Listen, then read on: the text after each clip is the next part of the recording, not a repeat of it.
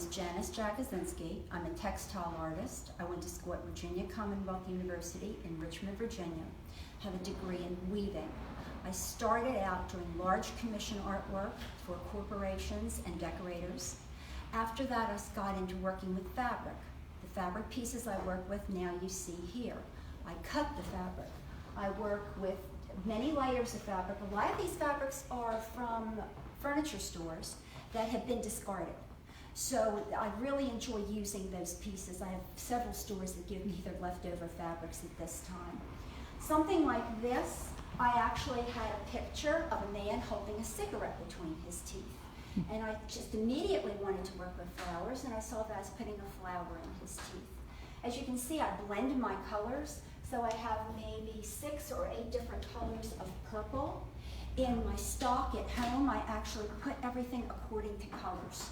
So when I go to pick out my colors, everything's already coordinated. There are certain fabrics you can't use these days. Fabrics from China don't have as much body to them. What they do is they weave them thinner and they put a binder on the back. If there's a binder on the back of the fabric, I can't use it because when I iron it, it shrinks up like a spider on a griddle. You can't use it. So there are certain kinds of fabrics I cannot use, as I said. This piece here, I call monkey face. I actually was working on commissions for the zoo. And so I started working with animals a lot. And I kind of got carried away with this. I got heavy into the pattern. I like not using the same pattern as an animal. I like using different fabrics for different animals, not just the same typical type.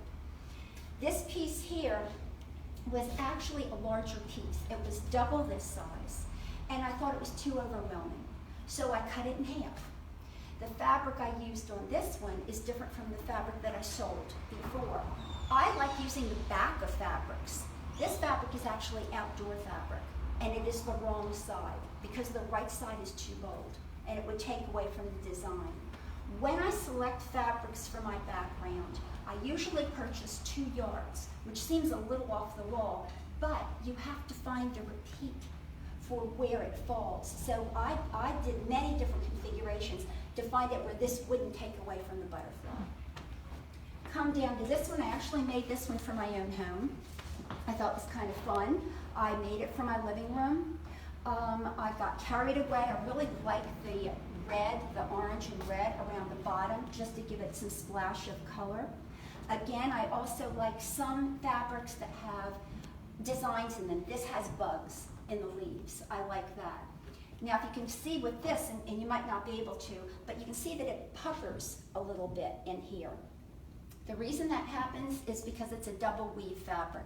Double weave means it has a front and a back that interchange with each other. When it interchanges and you iron it, you get puckering. It can't be helped. It's part of the design.